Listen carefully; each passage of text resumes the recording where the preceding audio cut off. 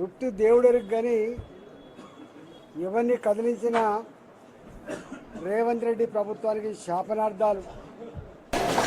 ఎప్పుడు కూలిపోతుందో ఈ ప్రభుత్వం అని చెప్పి ఏడుస్తూ ఉన్నారు. ఇదివల్ల పొద్దున్నే మల్కాజిగిరి నియోజకవర్గంలో ఆర్కేపురం చుట్టుపక్కల కాలనీలలో ఆ కాలనీ వాసులు పెద్ద మీటింగ్ పెడితే పోయినా 1965లో ఏర్పడ్డ కాలనీలు వెలిసిన అపార్ట్మెంట్లు ఇవాళ 22A కింద వేసింది సారు. మేము మా పిల్లలు ఏదైనా ఫారిన్ కంట్రీస్లో చదువుకోవడానికి పోతామని మా పిల్లల కోసం అని చెప్పి బ్యాంకు రుణం తీసుకుందామని పోతే ఇవాళ మీది 22A కింద ఉందని చెప్తున్నారు. ఇదేందని చెప్పి ఎంఆర్ఓ ఆఫీస్కి పోతే, ఆర్డీఓ ఆఫీస్కి పోతే, మున్సిపల్ ఆఫీస్కి పోతే ఇది ఇంతే, ఇవన్నీ కూడా అర్బన్ సీలింగ్ ల్యాండ్స్ అని చెప్పి ఇప్పటిదాకా చేసి వచ్చిన. అక్కడి నుంచి ఇక్కడికి వచ్చిన ఇవాళ రేవంత్ రెడ్డి గారు ఇదంతా ఏదో కుట్ర, ప్రతిపక్షాలు కావాలని చేస్తున్నాయని చెప్పి ఇవాళ బుకాయించే ప్రయత్నం చేస్తున్నాడు. ఇది కుట్రనా, ఇది బుకాయింపా, ఈ ప్రతిపక్షాలు చేసేటువంటి రాద్ధాంతమా, నీకు దమ్ముంటే ప్రజాక్షేత్రంకి వస్తావా అని చెప్పి నీ సవాల్ చేస్తా ఉన్నా. అట్లాంటి ఇష్యూ ఇలా పాలిటెక్నిక్ ఇష్యూ.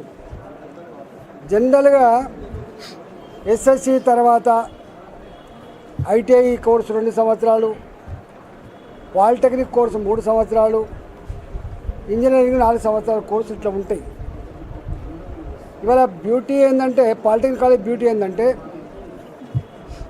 3 సంవత్సరాలు పాలిటెక్నిక్ కోర్స్ చేసిన తర్వాత ఓ 60-70% మంది ఆయన డైరెక్ట్గా ఎంప్లాయ్మెంట్ వచ్చేది.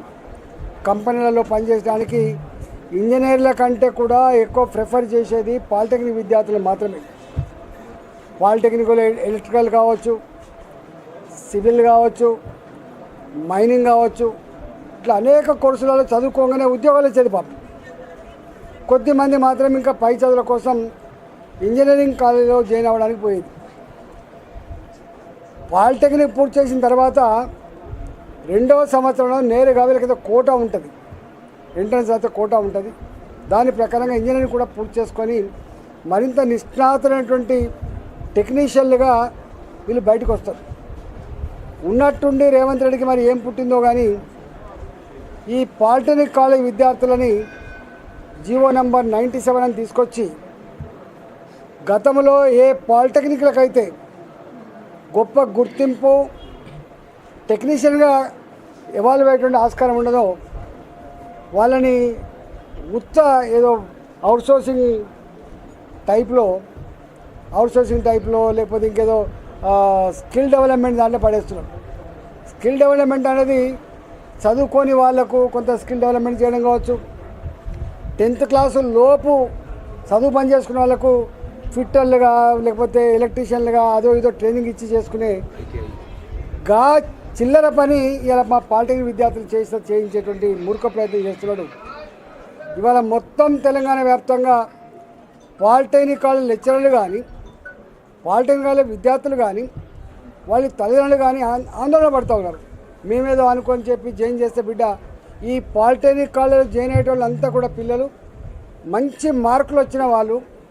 ఇవాళ దీంట్లో నిష్ణాతులు కావాలి, ఓ ఉద్యోగం సంపాదించుకోవాలి గవర్నమెంట్లో ప్రైవేట్లో అని చెప్పి అలటపడే వాళ్ళు తప్ప పాలిటెక్నిక్ కాలేజ్ వచ్చే వాళ్ళు ఏదో నిరుద్యోగులు ఉంటారని మాత్రం ఎవరు రారు.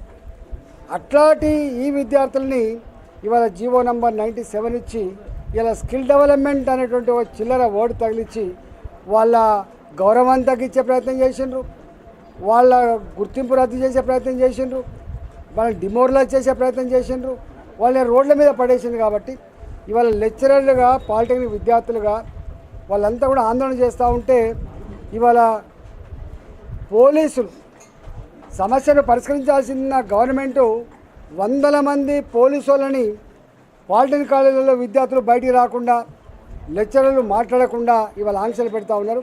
నేను ఒకటే హెచ్చరిస్తూ ఉన్నా ఈ ప్రభుత్వాన్ని, మీరు పోలీసులతో ఈ సమస్య పరిష్కరించాలని చెప్పి ప్రయత్నం చేస్తే మాడి మసి అయిపోతారని చెప్పి హెచ్చరిస్తూ ఉన్నా. ఇవాళ భారతీయ జనతా పార్టీ రాష్ట్ర అధ్యక్షులు మా రామచంద్రరావు గారు రామంతపూర్ పాలిటెక్నిక్ మా పార్లమెంట్ పరిధిలో ఉంటుంది, అట్లే మేడ్చల్ పాలిటెక్నిక్ మా పరిధిలో ఉంటుంది. ఇవాళ పురాతనమైన చరిత్ర కలిగిన రామంతపూర్ పాలిటెక్నిక్కి ఇవాళ పోవాలి, విద్యార్థులతో మాట్లాడాలి, లెక్చరర్లతో మాట్లాడాలి, ఈ సమస్యకు ఒక పరిష్కారం రావాలని చెప్పి వారు ఇలా బయలుదేరుదామంటే హౌస్ అరెస్ట్ చేసిండు. ఇవాళ భారతీయ జనతా పార్టీ రాష్ట్ర అధ్యక్షులు రామచంద్రరావు గారిని హౌస్ అరెస్ట్ చేసిండు. పాలిటెక్నిక్ చుట్టూ వందల మంది మఫ్టీలో ఉన్న పోలీసు వాళ్ళు, డ్రెస్సులలో ఉన్న పోలీసు వాళ్ళు లాఠీలు పట్టుకొని తుపాకులు పట్టుకొని ఇలా విద్యార్థులను భయభ్రాంతులు చేస్తూ ఉన్నారు. అయినప్పటికీ కూడా విద్యార్థులు ఇవాళ వచ్చి రామచంద్రరావు గారిని కలిసి, సార్ మేము ఈ జీవో నంబర్ 97 ఎత్తేసేంత వరకు మా పాలిటెక్నిక్ లెక్చరర్లు కానీ మా పాలిటెక్నిక్ స్టూడెంట్స్ కానీ నిద్రపోయే ప్రసక్తి లేదు, మీరు మాకు మద్దతు ఇచ్చినందుకు మీకు థ్యాంక్స్ చెప్తున్నామని చెప్పి వాళ్ళు వచ్చి కలిసిండ్రు. నేను ఒకటే రేవంత్ రెడ్డి ప్రభుత్వాన్ని ఏదో కేశవరావు కమిటీ చేసిన జీవో ఇవ్వకముందు పాలిటెక్నిక్ కాలేజ్ లెక్చరర్లతో మాట్లాడాలి, మీరు ఆ విద్యార్థులతో మాట్లాడాలి, ఇలా ఉన్న మంచి ఏంది చెడైంది, నువ్వు తెచ్చే మార్పులేంది, పెద్ద డిబేట్ జరిగిన తర్వాత విద్యార్థుల అదేవిధంగా పాలిటెక్నిక్ కాలేజ్ లెక్చరర్ల యొక్క నిష్ణాతుల యొక్క సలహా మేరకు నువ్వు మార్చుకోవాలి తప్ప తాత జాగీర్ లాగా మీకు ఎవరిని కన్సల్ట్ చేయకుండా నీ ఆఫీసర్లు ఏం చెప్పిండ్రో డూడు బసవన్నలాగా విని ఇవాళ విద్యార్థుల భవిష్యత్తు నాశనం చేయొద్దని చెప్పి హెచ్చరిస్తా ఉన్నా. ఇవాళ ఈ జీవో నంబర్ 97 ఎత్తేసేంత వరకు ఇలా పాలిటెక్నిక్ కాలేజ్ లెక్చరర్లుగా విద్యార్థులుగా తెలంగాణ వ్యాప్తంగా ఎవరైతే ఆందోళన చేస్తూ ఉన్నారో వాళ్ళ ఉద్యమానికి భారతీయ జనతా పార్టీ రాష్ట్ర వ్యాప్తంగా, అదేవిధంగా మా యువ మోర్చా కావచ్చు, మా విద్యార్థి సంఘాలు కావచ్చు, అందరం కూడా వాళ్ళకు మద్దతు ఇచ్చి ఈ పోలీసు యొక్క దుర్మార్గాన్ని జులుముని వ్యతిరేకించి ప్రభుత్వం మెడలు వంచి ఈ జీవో రద్దు చేయించుకుంటామని చెప్పి నేను హెచ్చరిస్తా ఉన్నా. ఇప్పటికైనా మీరు కన్సల్టేషన్ చేయాలి, చర్చలు చేయాలి తప్ప పోలీసులతో ఈ సమస్యలు పరిష్కరించాలని చెప్పి గతంలో ప్రభుత్వాలు చూసినాయి, కాలగర్భంలో కలిసిపోయినాయి.